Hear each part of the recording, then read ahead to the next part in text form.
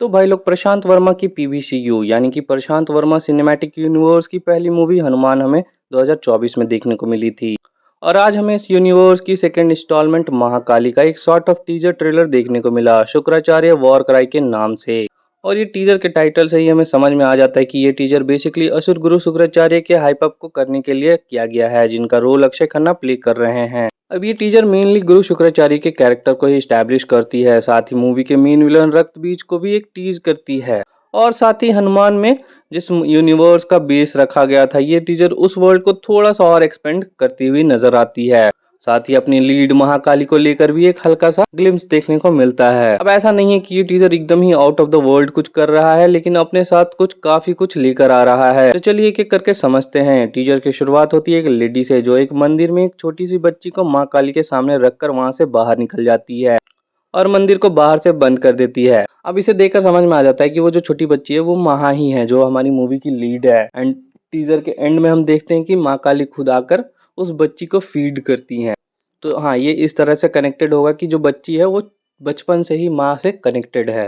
वहीं अगले सीक्वेंस में हमें एक जंगल देखने को मिलता है, जिसके सेंटर में एक रोशनी नजर आती है और उस रोशनी के अराउंड एक वेव क्रिएट होती है।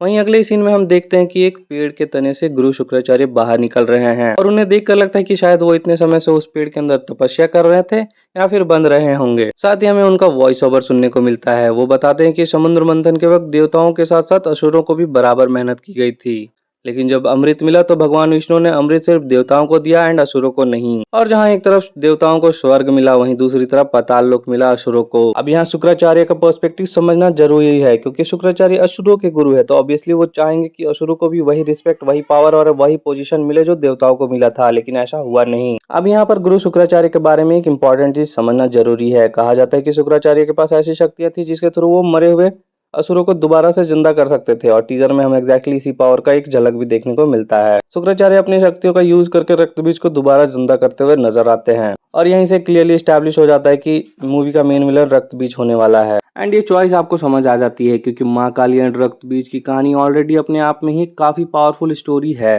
रक्तबीज एक ऐसा असुर था जिसे वरदान मिला हुआ था कि उसके खून की जितनी भी बूंदें जमीन पर गिरेंगी, उतने ही नए रक्तबीज पैदा हो जाएंगे। मतलब एक रक्त बीज से मल्टीपल रक्त बीज। और ये सिर्फ अपीयरेंस में ही सेम नहीं होंगे, बल्कि फिजिकली और कॉम्बैक्ट एबिलिटी के लेवल पर भी ओरिजिनल रक्त बीज के बराबर होंगे। ऐसे में माँ दुर्गा ने माँ काली का रूप धारण किया और रक्त बीज के खून की एक भी बूंद जमीन पर गिरने से पहले इसे पी जाती थी, एंड इस तरह से माँ काली ने रक्त बीज का वध किया था। गुरु शुक्राचार्य अपने तपस्या से बाहर आते हैं, रक्त बीज को दोबारा जिंदा करते हैं और साथ ही हमें शुक्राचार्य का एक डायलॉग सुनने को मिलता है, जहां वो कहते हैं कि सिर्फ 14 दिन में असुरों की विजय हो जाएगी हमेशा के लिए। अब ये 14 दिन वाली बात मुझे बहुत ज्यादा इंटरेस्टिंग लगी, क्योंकि अगर आपको हनुमान मूवी के एंडिंग याद हो, मूवी के एंड में जब हनुमान जी की रुद्रमणि टूट जाती है, तब बताया जाता है कि वही मणि असुरों को अर्थ पर अटैक करने से रोक रही थी। लेकिन अब मणि टूट चुकी है, मतलब अब असुरों के लिए अर्थ का रास्ता खुल चुका है। और मुझे लगता है कि महाकाली में इसी इवेंट के कॉन्सिक्वेंसेस को एक्सप्लोर किया जाएगा। रुद्रमणि के टूटने के बाद गुरु शुक्राचार्य अपने तपस्या से बाहर आएंगे, रक्त बीज को दोबारा जिंदा करेंगे और फिर स्टार्ट होगा ये 14 दिन का गेम। शुक्राचार्य कह रहे हैं कि 14 दिन में असुरों का राज्य हो जाएगा, तो ऑब्वियसली ये किसी बहुत बड़े इवेंट की तरफ हिंट कर रहा है, जो कि आई थिंक पूरे अर्थ को ही अफेक्ट कर सकता है।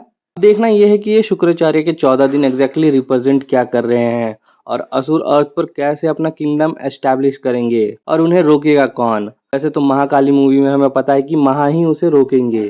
तो इस कैरेक्टर को थोड़ा सा समझते हैं दोस्तों। यहाँ पर अभी तक उसके बारे में कुछ भी नहीं बताया गया है, पर मैं उम्मीद कर रहा हूँ कि जैसे हनुमान मूवी में हमारे मेन लीड को उसके पावर रुद्रमणि के थ्रू मिले थे, तो वैसा ही यहाँ पे अभी कुछ एक ओरिजिन स्टोरी होगा कि कैसे महा को उसकी पावर्स मिलेंगी एंड वो महाकाली का रूप लेकर रक्त बीज को रोकेगी। अब ये जो 14 दिन वाला इवेंट है ना, मुझे नहीं लगता है कि यहाँ पे इस मूवी में उस चीज को रोका जाएगा। यहाँ सिर्फ वो रक्त बीज को रोकेगी। एंड जैसे कि हमें पता है कि हनुमान मूवी का एक सीक्वल आने वाला है, जय हनुमान, जिसमें ऋषभ शेट्टी हनुमान भगवान का रोल कर रहे हैं। तो उस मूवी में आई थिंक वो जो पूरा एक टीम अप वाला मूवी होगा ना, वो होगा जय हनुमान।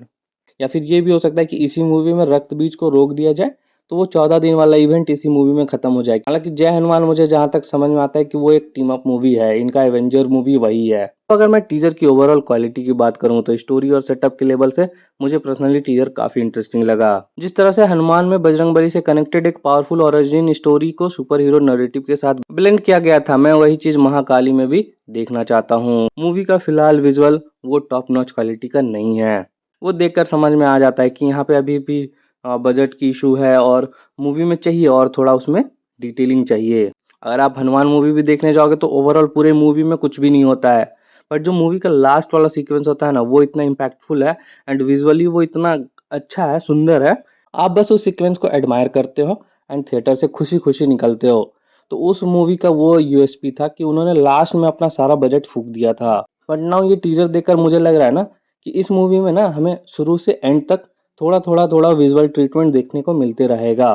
तो अब मुझे पता नहीं कि ये लोग कैसे वो सेम चीज पुल ऑफ कर पाएंगे। देखो, इंडिया में हमेशा से विजुअल्स को लेकर प्रॉब्लम रही है, पर अगर स्टोरी आपको सही मिल जाती है तो आप फिर विजुअल्स के बारे में कंप्लेन नहीं करते हो, ये फैक्ट है। अगर ये लोग विजुअल की जगह पे स्टोरी नेल डाउन कर देते हैं तो फिर विजुअल हमें थोड़े कम भी रहेंगे, जैसे कि अभी टीजर में है तो हमें चलेगा, क्योंकि मुझे चल रहा है भाई।